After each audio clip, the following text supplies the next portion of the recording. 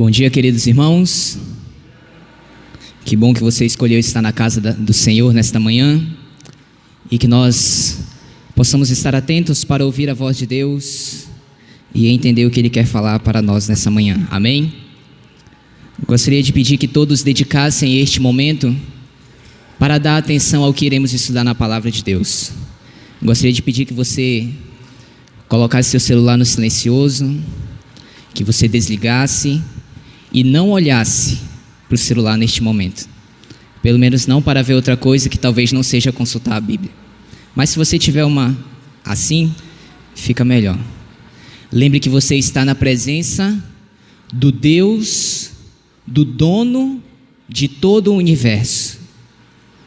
Ele é seu Pai, é seu Criador, é um Deus de graça, mas é um Deus de justiça e um Deus zeloso.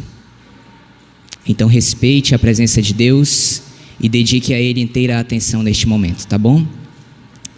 Gostaria de falar com os irmãos nessa manhã sobre um tema que eu gosto bastante, que são sobre as profecias. Nós somos uma igreja profética, surgiu de uma profecia. O surgimento de nossa igreja está descrito dentro da palavra do Senhor. Se você não sabe isso, está no livro de Apocalipse, no capítulo 10. Lá está descrevendo a origem da igreja adventista do sétimo dia.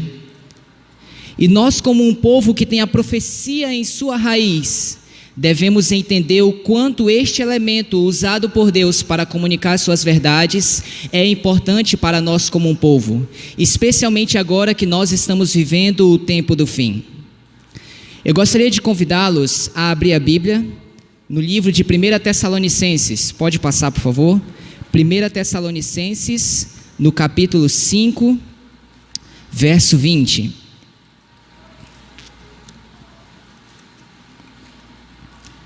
1 Tessalonicenses, capítulo 5, verso 20.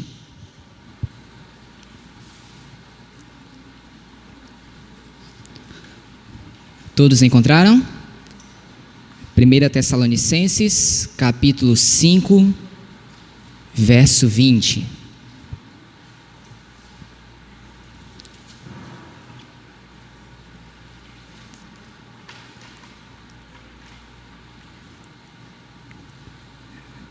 Primeira Tessalonicenses, capítulo 5, verso 20. Vamos aguardar todos encontrarem. Ok? Acompanhe na sua Bíblia, por favor. O verso é bem pequeno. Paulo está falando assim, ó: não desprezeis as profecias. Por que Paulo escreve uma mensagem dessa tão interessante? A resposta para nós está na outra passagem, Provérbios, capítulo 29. Provérbios, no capítulo 29, verso 18.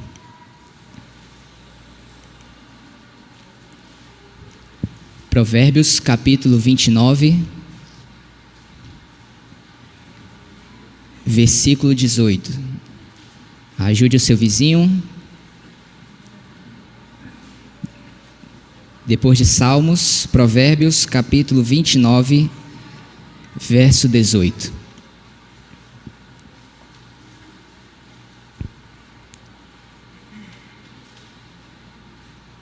Ok? Diz assim, ó: não havendo profecia, o que acontece com o povo, irmãos? O povo se corrompe, mas o que guarda a lei, esse é feliz, diz a conclusão do verso. Olha só, queridos, que coisa importante que a Bíblia está dizendo. Nós falamos no início que nós surgimos como um povo de um movimento profético e surgiu de um movimento que estava estudando as profecias.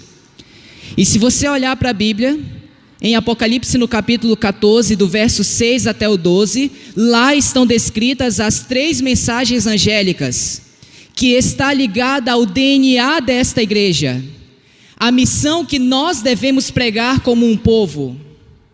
E de uns anos para cá, a cultura tem afogado aquilo que nós somos como igreja. O mundanismo tem entrado dentro do seio da igreja e aquilo que nós tínhamos como identidade e está lutando para que seja perdido. E nós, pelo fato de estarmos esquecendo a nossa identidade, esquecendo quem nós somos, estamos começando a correr para outros caminhos para tentar manter as nossas igrejas cheias. E estamos deixando de fazer cultos para fazer programas. Aqueles que vêm aqui à frente estão deixando de pregar, de dar sermões para dar palestras.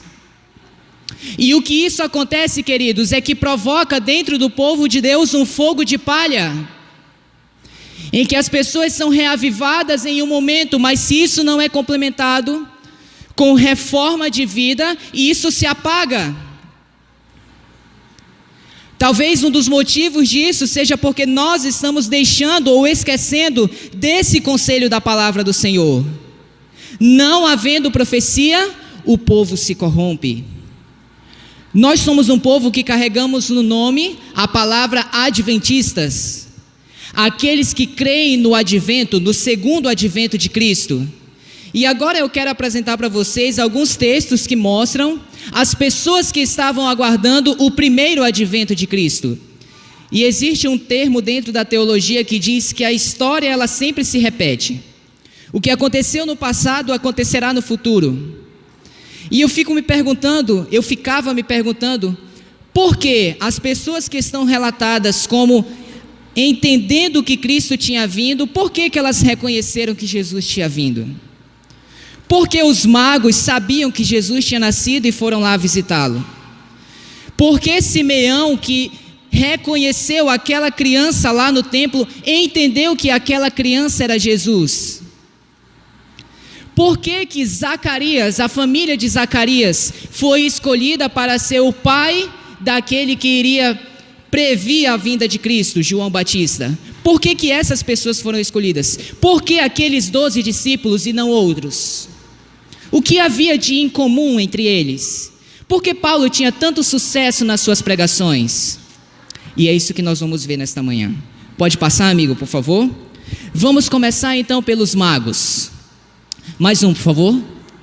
Acompanhe o que diz aqui, ó.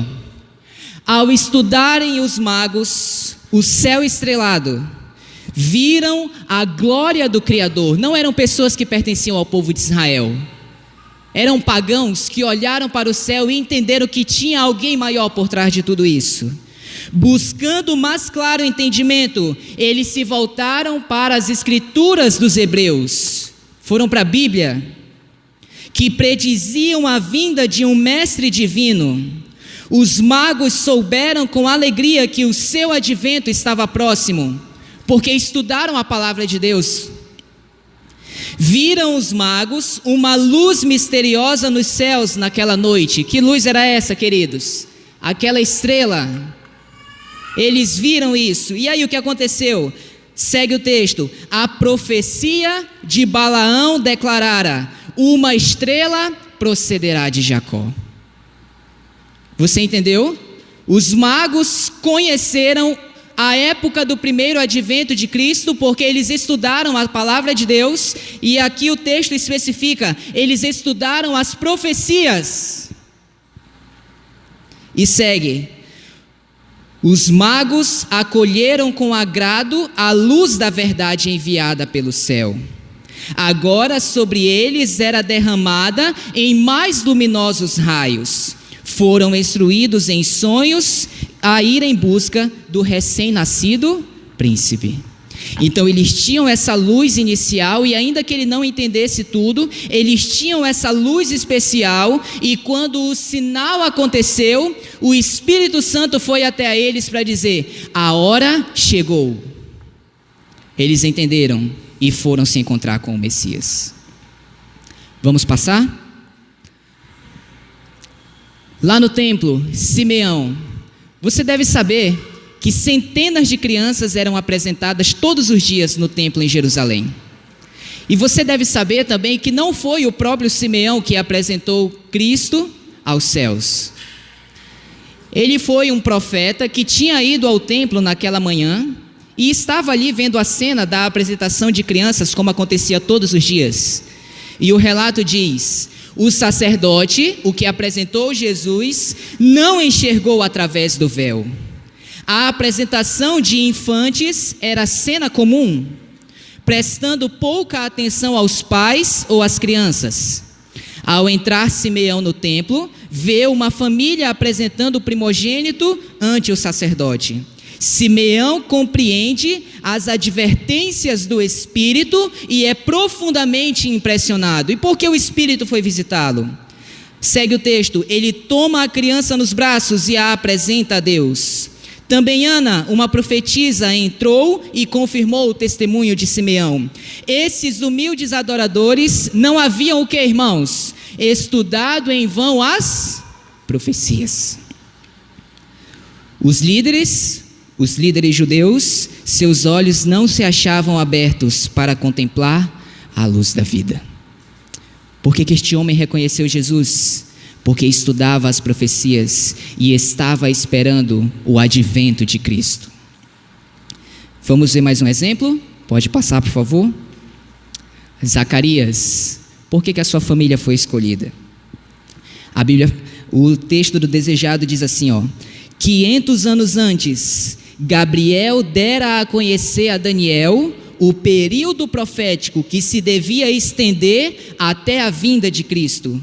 O conhecimento de que o fim desse período estava próximo movera a Zacarias a orar pelo advento do Redentor.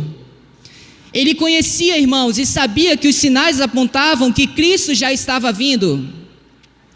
Eu não sei aqui nessa igreja, mas uma vez, há pouco tempo atrás, certa pessoa falou assim para mim: eu não acredito mais que Jesus virá em nossa geração. Eu não sei aqui se alguém pensa isso, mas é um triste pensamento, queridos. Porque ao estudarmos as profecias e vermos os sinais, eu não consigo racionalmente conceber o pensamento de que o Senhor não virá na nossa geração. Todos os sinais apontam. E Zacarias entendeu isso, queridos, porque os sinais mostravam. E aí termina dizendo: agora o próprio mensageiro, por meio de quem a profecia fora dada, viera anunciar o seu cumprimento. Jesus, o Deus que rege o universo, escolheu essas pessoas, e as suas histórias estão na Bíblia, porque eram pessoas que verdadeiramente estavam buscando conhecer o Senhor. Vamos ver mais um exemplo? Filipe e Natanael. Quando Filipe foi convidar Natanael para ser um dos discípulos de Cristo, falando que ele era o Messias, Natanael se retirou e a Bíblia fala que ele foi lá, estava lá debaixo da figueira, orando. Agora veja esse comentário, o que diz aqui, irmãos. Ao tempo em que Filipe o chamou, Natanael se havia retirado para um bosque sossegado, a fim de meditar sobre o anúncio de João e as profecias concernentes ao Messias. Então o Divino Espírito, que dera testemunho a Natanael em sua solitária oração sobre a figueira, falou-lhe agora nas palavras de Jesus. E ao relembrar as profecias que ele havia estudado, ele entendeu: Jesus é o cumprimento das profecias. Agora está acontecendo o primeiro advento. E veja o que é comentado por Ellen White sobre Natanael. Pode passar mais um, amigo, por favor. Veja o que ela diz aqui, queridos, como isso é importante para nós que somos membros da igreja. Se Natanael houvesse confiado na direção dos rabis, os líderes, nunca haveria encontrado Jesus. Aplique isso hoje para os nossos dias. Foi vendo e julgando por si mesmo que se tornou discípulo. E ela diz: enquanto confiar na guia da autoridade humana, ninguém chegará a um salvador conhecimento da verdade. Como Natanael, necessitamos estudar por nós mesmos a palavra de Deus. Amém? Entendem, irmãos? E não é difícil, ou talvez pareça difícil, mas eu te confesso, querido, é possível compreender. Porque se você me conhecesse há 2, 3 anos atrás, eu nem pregava na igreja, não sabia nada de profecia, mas foi indo, sentando na cadeira, dedicando tempo para estudar, ler e reler vários livros, que comecei a aprender. É possível, queridos. Você já ouviu falar de Guilherme Miller? Qual o grau de instrução de Guilherme Miller? Um fazendeiro, irmãos, do interior. Pedro e João, quem eram eles? Pedro era o peixeiro lá da feira. Quem era João? O vizinho brabo lá da sua rua, que quando a bola dos meninos cai lá, ele fura e nem devolve. Sabe o apelido dele? O filho do trovão. Quem eram esses homens, queridos? O povo comum. Mas Atos capítulo 1, verso 8 fala assim, vocês receberão o poder ao descer sobre vós o Espírito Santo, e então vocês serão as minhas testemunhas. O que é uma testemunha, querido? É alguém que presenciou algo e agora ela pode falar do que ela viu e do que ela viveu, independentemente de quem ela seja, porque o poder não está nela, mas no Espírito que vem sobre ela. Então todos nós podemos, e o Senhor te colocou aqui dentro desta igreja, nessa manhã, e nessa geração, não simplesmente para você ficar sentado em um banco, ouvindo da experiência de outras pessoas, recebendo nutrientes de segunda mão. O Senhor te colocou aqui porque você tem uma missão a desempenhar, você tem um chamado da parte de Deus, e o Senhor te convida a segui-lo, a cumprir fielmente a parte que te corresponde. Vamos ver mais um exemplo? Nicodemos. Por que temos a história desse homem narrada na Bíblia? Assim diz: desde que ouvira Jesus, Nicodemos estudara ansiosamente o que, irmãos? As profecias relativas ao Messias. E quanto mais procurara, tanto mais forte era a sua convicção de que este era aquele que havia de vir. Fora testemunha ocular da cena da expulsão dos vendedores, curas e milagres, e não podia duvidar de que Jesus de Nazaré era o enviado de Deus. Profecias, queridos. Não havendo profecia, o povo se corrompe. Vamos voltar às nossas origens, povo de Deus. Nós precisamos voltar a quem nós éramos no início como um povo. É necessário haver reavivamento e reforma, irmãos. Postemos a mensagem, precisamos conhecê-la e passá-la aos outros, em nome de Jesus. Quanto tempo mais queremos ficar na terra, queridos? Eu cansei do mundo, eu quero ir embora, e você, irmão? Então precisamos cumprir a nossa missão. Pode passar mais um, amigo. Até Jesus Cristo fez uso das profecias para provar para os discípulos que ele era o Messias. Atos dos Apóstolos diz assim, por 40 dias permaneceu Cristo na terra, preparando os discípulos para a obra que deviam fazer.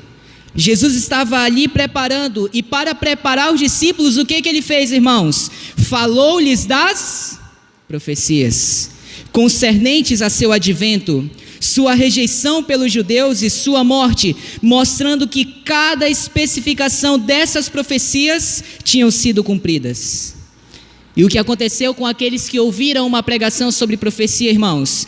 Ao ouvirem o querido mestre explicar-lhe as escrituras, à luz de tudo quanto acontecera, sua fé foi inteiramente firmada nele. Entendem o resultado que acontece quando alguém ouve a mensagem da profecia?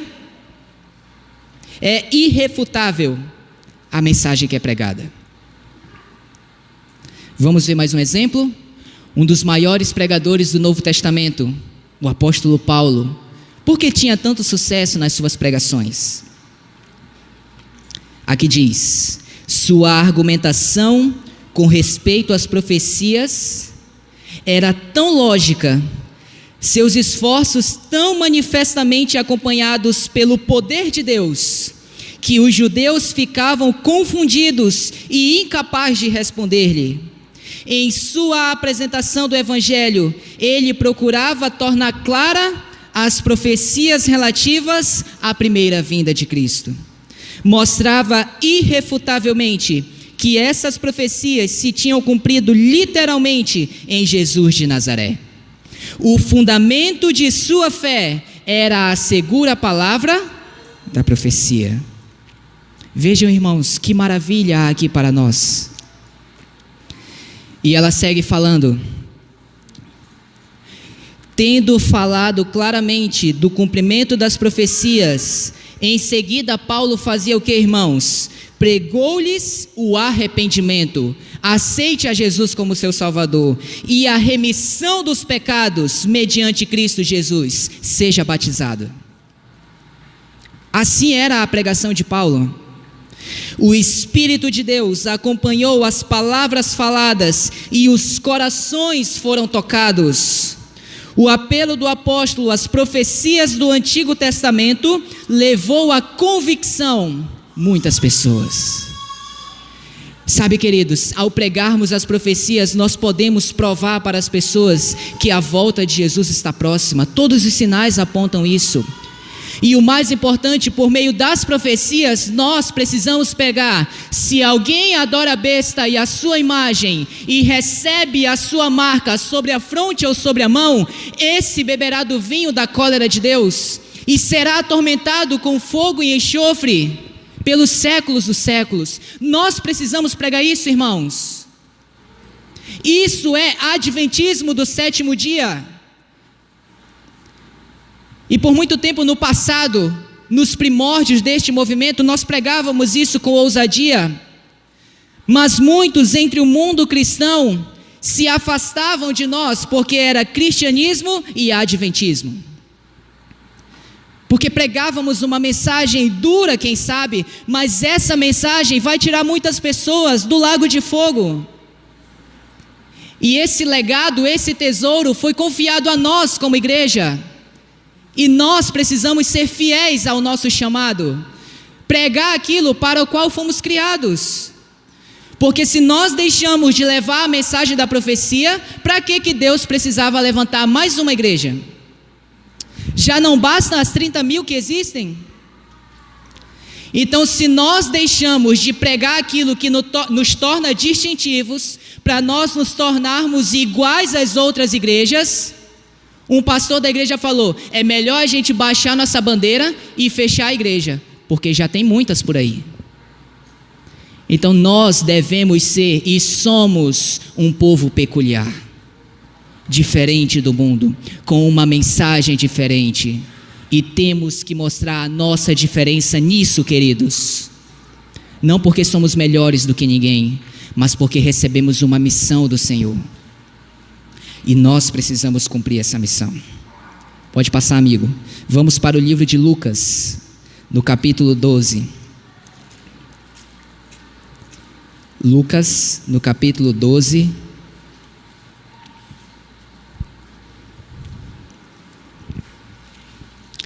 Verso 35.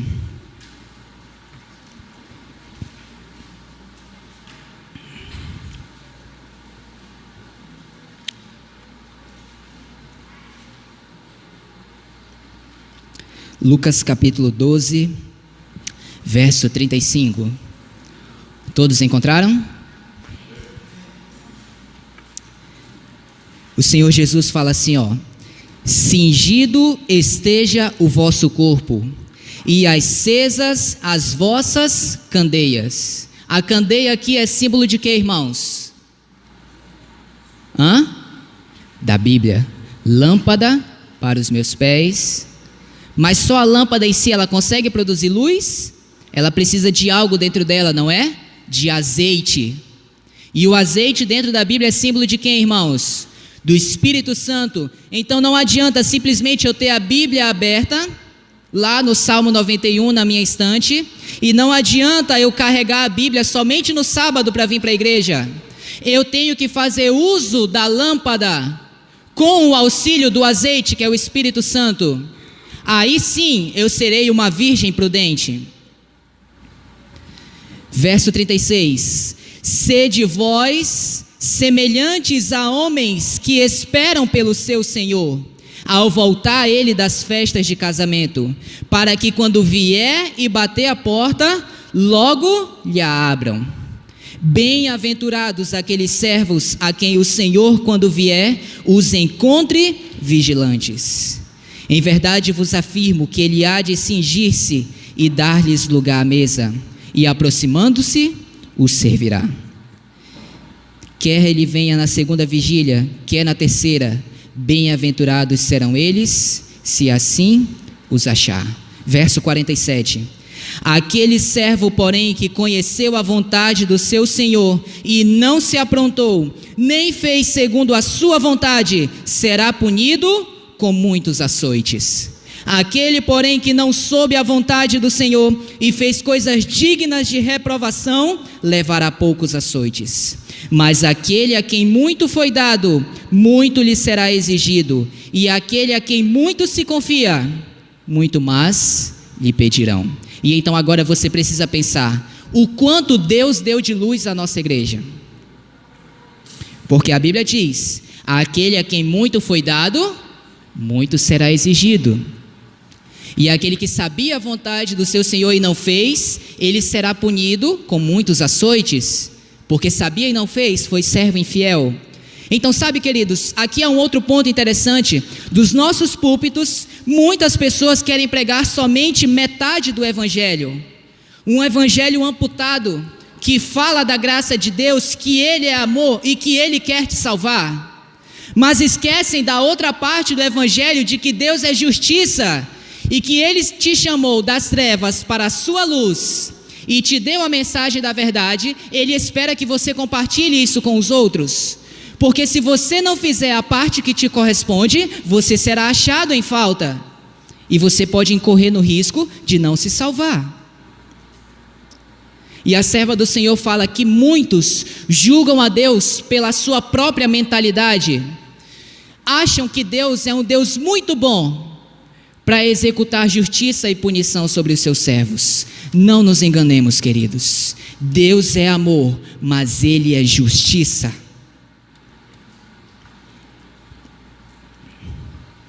Vamos avançar? Veja o que diz. Pode voltar, por favor. Volte mais um. Isso. Preste bem atenção, queridos, nesses 3 slides finais da mensagem de hoje. Nas balanças do santuário há de ser pesada a igreja adventista do 7º dia. E ela será julgada de que forma, irmãos? Pelos privilégios e vantagens que tem gozado. Guarde isso na sua mente. Se a sua experiência espiritual não corresponde às vantagens que a preço infinito Cristo lhe concede, se as bênçãos que lhe foram conferidas não a habilitarem para fazer a obra que lhe foi confiada, sobre ela será pronunciada a sentença, achada em falta. E entenda que Deus aqui não vai punir o prédio, não vai punir a instituição, está falando de pessoas. E ela conclui, pela luz que lhe foi concedida, pelas oportunidades dadas, será ela julgada. E agora veja, queridos, o que diz esse próximo slide. Os adventistas do 7º dia foram escolhidos por Deus como um povo, o que, irmãos? Peculiar. O que é peculiar, queridos? É distinto, é algo que tem diferença, característica.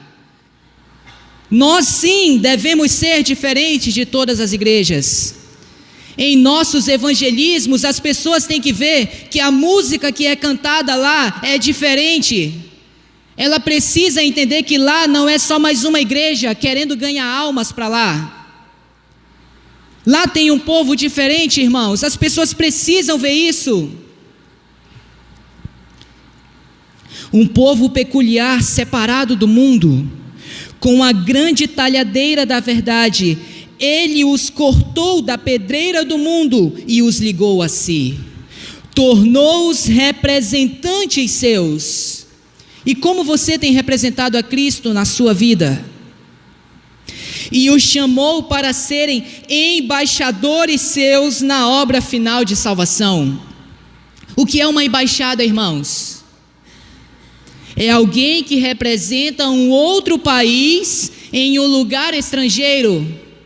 E ele é diferente daquele povo que ele está ali no meio, mas ele está ali para representar o país que ele é. É isso que nós somos, queridos. Somos de uma pátria celestial e temos que viver aqui como pessoas que são de lá. Temos sim que ser diferente naquilo que ouvimos, como nos vestimos, naquilo que comemos, naquilo que cantamos aqui na frente e na mensagem que pregamos.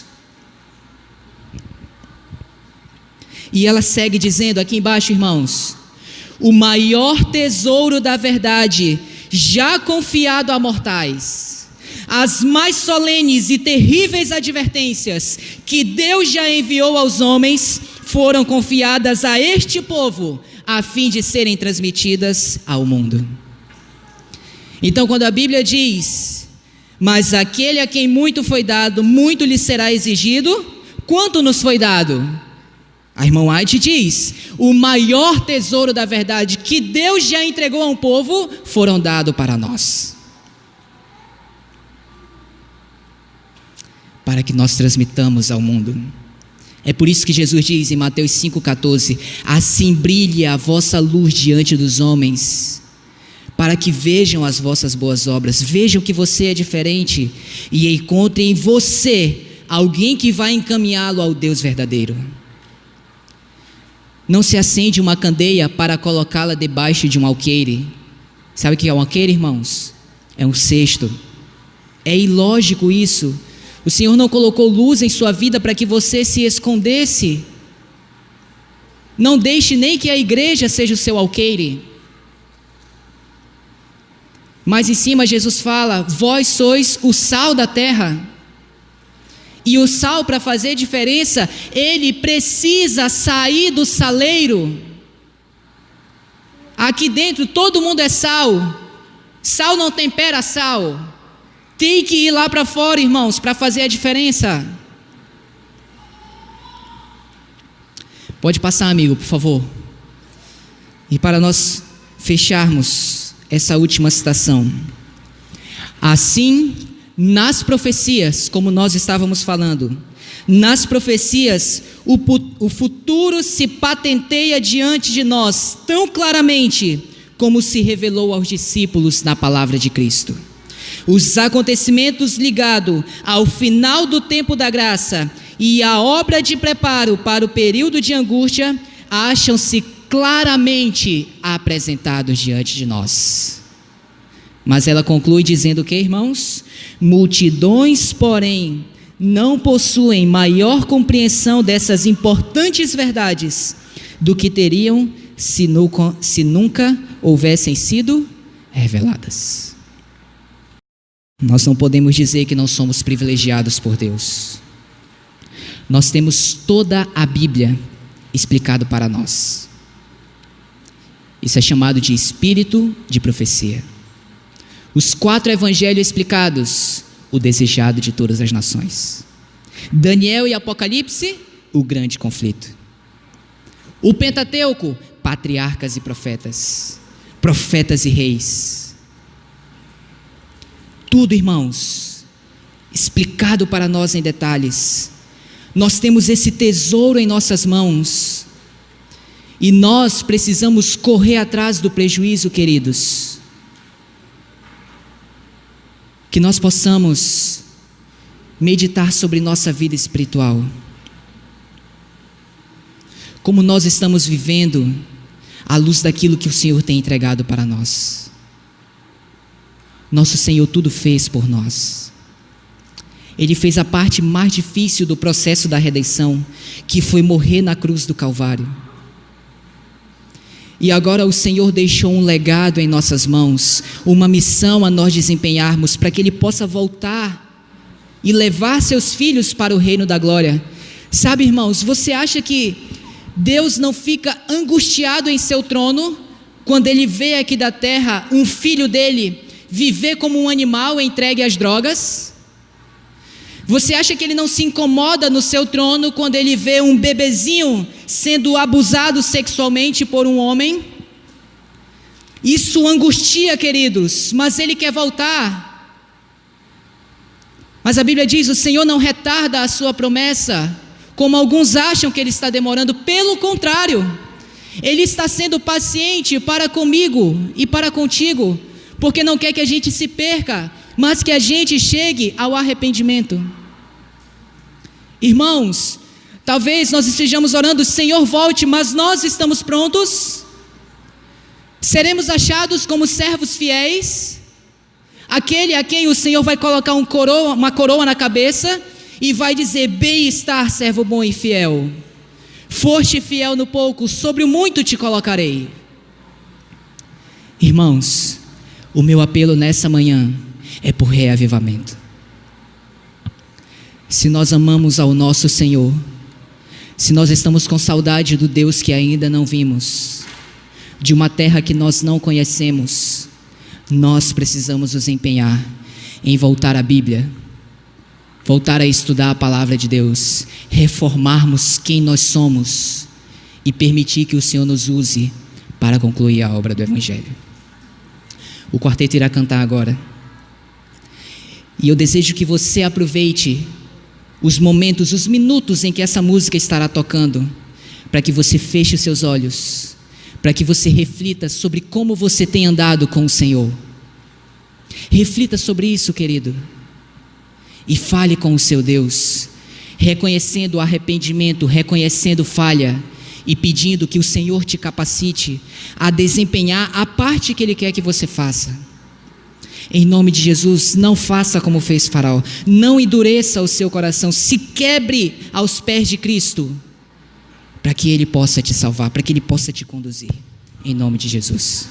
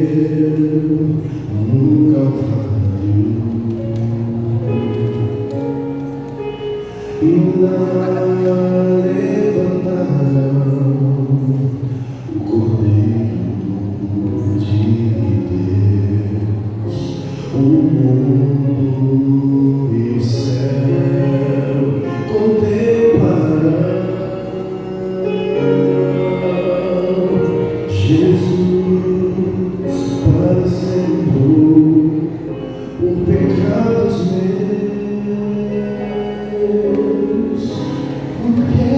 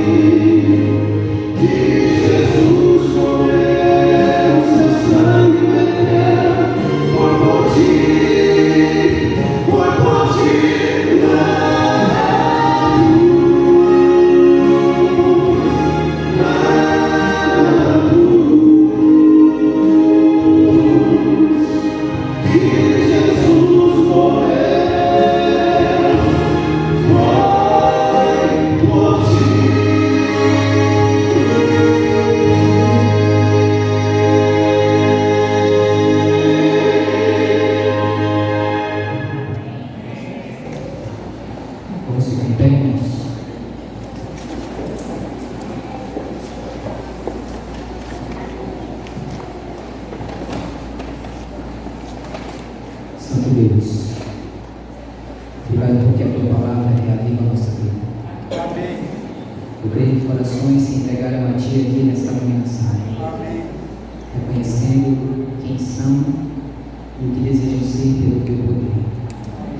Senhor Deus, nos abriga sobre as tuas asas. Firma os nossos passos para que não venhamos vacilar da fé.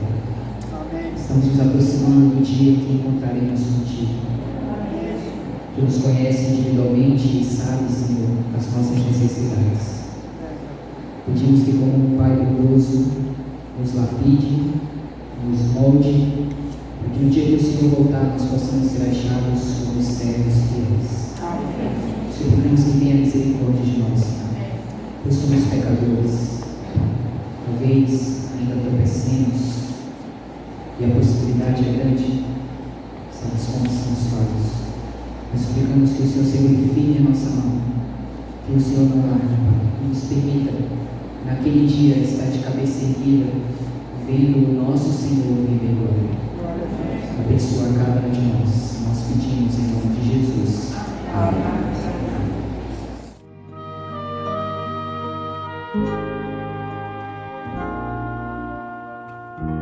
Cada dia posso ver, perceber